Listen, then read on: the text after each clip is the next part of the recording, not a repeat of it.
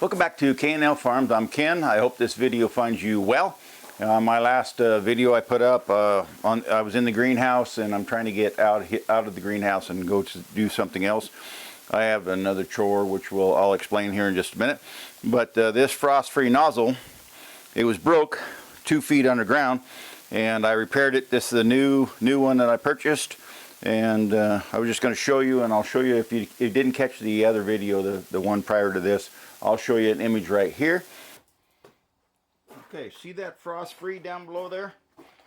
That frost-free, and I paid good money for it, is broken too. In the dead of summer. It wasn't wintertime. Not winter. So I got to get that frost-free back out of there. And see it coming? See that water coming out there? It broken right at the base. So I got to get it disassembled here in a little bit. Got to get the water turned back off and disassembled, and then kind of figure out what's going on. But I have no idea why that broke. Wasn't like it was froze up. But anyway, that's what I'm working on. That's why I'm back in the greenhouse. And then we're trying to get to the lifestyle, or what a real homesteader actually has to deal with in order to accomplish his work. And I'm trying to get to my farm truck. Farm truck won't run right now. I'm trying to get up there, get that started. Then I have a couple trees I need to work on. Oh, and then we're going to go to a router.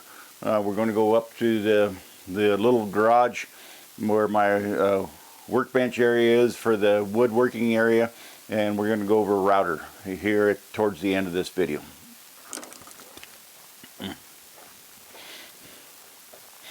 Okay, I'm at the farm truck, and I was going to go over a couple things, couple devices that I use on the farm, and both these will be, well, actually this one, the jump pack, will be listed in my description on my Amazon account. You can go look at it if you'd like. And because this one I don't use as much. This is just a tender, battery tender. Now there's some purpose in having a battery tender. Now if you got a battery tender and you only have one application meaning you only have one truck, you know, one quad, one Polaris or utility vehicle, this would be a good device. Now if you go look at the jump pack, which I use, and I'll explain here in just a little bit, I use more frequently than anything else I have. It's kind of my easy button, and I'll go over why I have a jump pack that's this big or this much volume. You get enough vehicles, you can't afford to buy all these tenders for every vehicle. So I use tenders as needed. So on a tractor, say I have a tractor and you know, it's cold and I know that I'm going to need that tractor in a couple days.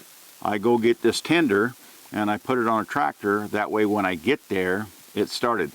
So that's what I do with tenders. And that's up to you. All this is up to you actually. But tender, I'm going to put a tender up here. And I'm going to go over jump packs. Jump pack, I found this to be the easy button for me. Say I'm going out and I forgot. Say I forgot something or forgot to do something. I need an application. An application means a combustion, something that involves a combustion engine. And usually it's this truck. I got a plow on the front. I go about my business and I wake up the next morning. You know, we're in snow season, but it's not predicted to have snow. And I wake up the next morning and I got a foot of snow. And I got a plow driveway, and I haven't ran this vehicle in, you know, say 3 months, 6 months, whatever the case may be. I go get this jump pack. And there's 2 jump packs. There's probably more than 2, but there's 2 made models of jump pack. You get the small one. There's a small one, and that's kind of the new wave. And I would encourage you, if you've only got a few applications and you can keep track of that small jump pack, that's kind of the new way of doing it. This is kind of old school. And the reason I go with old school is because I can't lose this. So say the truck's bunged up or it won't run, battery's dead, and I need to jump this truck. Used to be, before jump packs, I'd have to go get a different vehicle and go get a set of jumper cables, and I'd have to get the other vehicle started and move it. I'd have to leave this vehicle in a position where I can actually get the jump vehicle up close to it, get a set of jumper cables, which right now I think they're in the back of this truck, but you don't want to be working on, I think, where they are at. That's what the reason for the little jump pack is a lot of times it ends up in the glove box or in the back of a truck or somewhere, because it's real convenient to do what you're doing with the little jump pack and then forget about where it's at. This one is more difficult to do that. So I'm just going to apply this to this truck, get this truck started, and then we can move on and, in fact, to work on those trees I told you about, and then the router. But I need this truck moved, and it will not start. So I was going to show you that real quick. So let me get it in, and I'll turn it over right now, and you can hear what it sounds like with the dead battery, because I know that battery's dead already.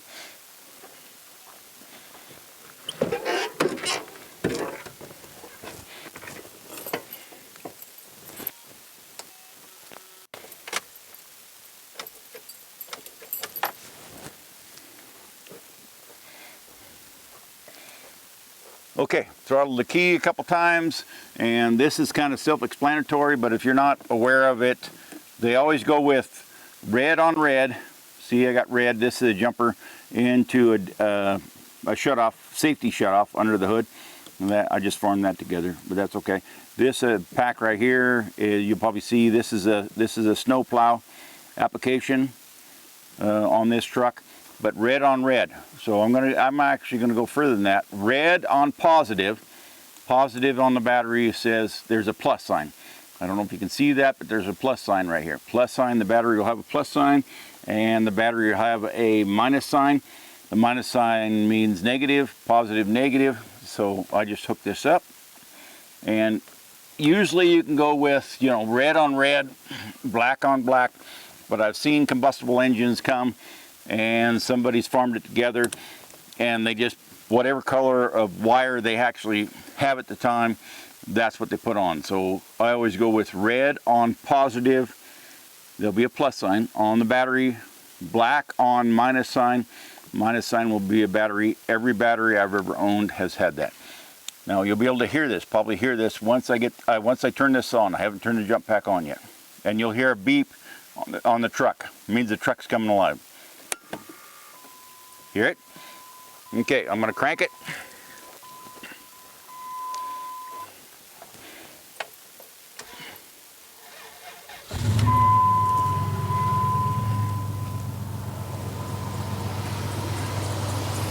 See how that jump pack made that my life easier?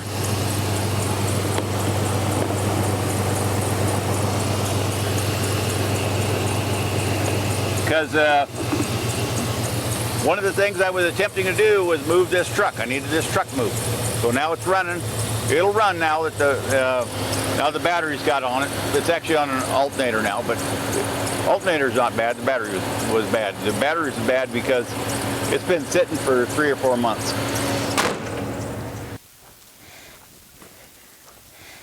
Okay, so we got 2 of these trees. See how this one looks good? Foliage is good. There's 2 of these. And I need to go over to the other one and show you what the results of the other ones actually is, and how I'm actually going to try and resolve the issue on the other tree. But this is what we got. We got 2 of these.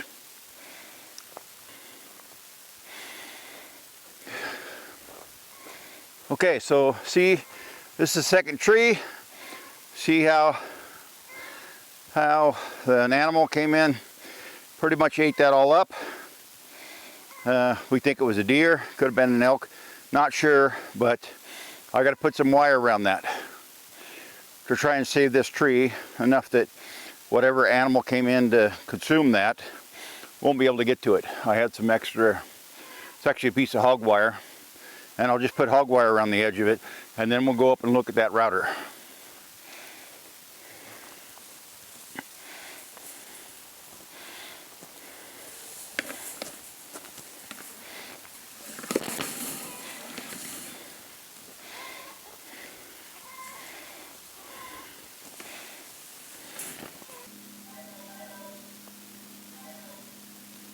Okay, So the beginning of the video, I actually told you I'd go over routers. We have some problems with routers, and we're just, in our condition, we're not, definitely not professional in any means, but we bought Cobalt. We went out and bought Cobalt and Cobalt router and Cobalt router table. And I don't think this router actually has 10 hours on it. And the router and the motor didn't fail, but this lifting arm, now remember this lifting arm is under the table, it failed. So what we did was, and we were thinking, well, if it failed once, we're not doing the same thing. And I am not telling you to buy Cobalt because this seems to be basically a piece of junk. But okay, set that aside. So we were doing our thing. We were routering and doing our thing, making, actually we were making a picture frame at the time, and we couldn't lift it, the router, up and down any longer. It was stoved up. So we just figured, okay, we're going to go buy a Bosch. Bosch is much better, in our opinion. Bosch is much better for a router mount, and so we just went and bought a router, and with the router mount, and we're going to hook it to this Cobalt table. Well, guess what? That Cobalt table is proprietary. That bolt hole circle is proprietary. This Bosch will not fit in this table, which is another reason I'm telling you not to go buy Cobalt, because you can't upgrade your router and keep the table, because the router and the table, when we first bought it, they were fairly expensive. I mean, we spent good money on it. So anyway, we've got another table coming that everybody assures us that we can put this Bosch on this table, but for right now, this first purchase on the router, Bosch or the Cobalt, is pretty much going to be garbage. I mean, I don't know what you spent, but we spent a considerable amount of money that this doesn't work for us. And so we're going to go with Bosch top, our router, and another table, which I'll probably shoot a different video on that fact.